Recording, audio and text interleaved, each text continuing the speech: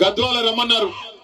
రమ్మంటే మరి ఇక్కడేమో వాన పడేటట్టుంది, మరి రావచ్చా రాలేమా ఎట్లా అంటే, లేదు లేదు మీరు తప్పకుండా రావాలి, వచ్చి తీరాలి, వాన పడ్డా పిడుగులు పడ్డా ఏది ఏమైనా నువ్వు రావాలని చెప్పి పట్టుబట్టి ఇవాళ ఇక్కడికి రప్పించిన మా గద్వాల గులాబీ సైనికులందరికీ శిరస్సు మంచి హృదయపూర్వకంగా నమస్కారం.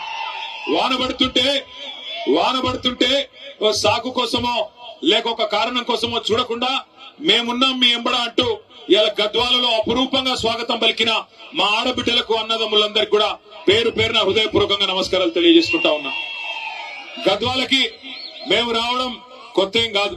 మిమ్మల్ని అందరినీ నేను కోరేది ఒకటే, ఇవాళ పెద్దలు కేసీఆర్ గారి నాయకత్వంలో తెలంగాణ రాష్ట్ర సాధనలో కూడా గద్వాలు ఆనాడు పోరాటంలో కూడా ముందున్నది, తెలంగాణ ఉద్యమంలో కూడా ఆనాడు ముందున్నది. ఇదే తేరు మైదానంలో ఆ రోజు నాగర్దొడ్డి వెంకటరాములు గారి నాయకత్వంలో 2007-8 అనుకుంటాను ఇక్కడే సభ పెట్టుకున్నాం. ఉద్యమ స్ఫూర్తితో ఆ రోజు కూడా ముందుకు పోయినాం. కానీ 2014లో రాష్ట్రం వచ్చిన తర్వాత మొదటిసారి ఎన్నికలు జరిగినప్పుడు గద్వాలలో మనం గెలవలేదు.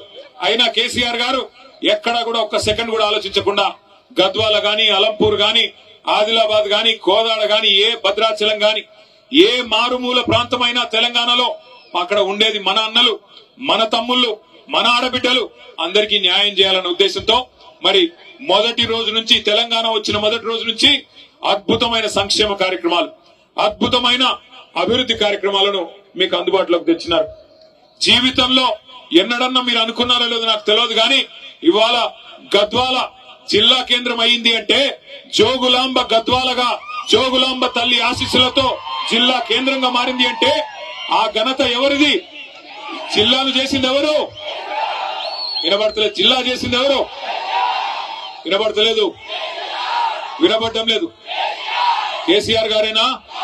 పక్కానా?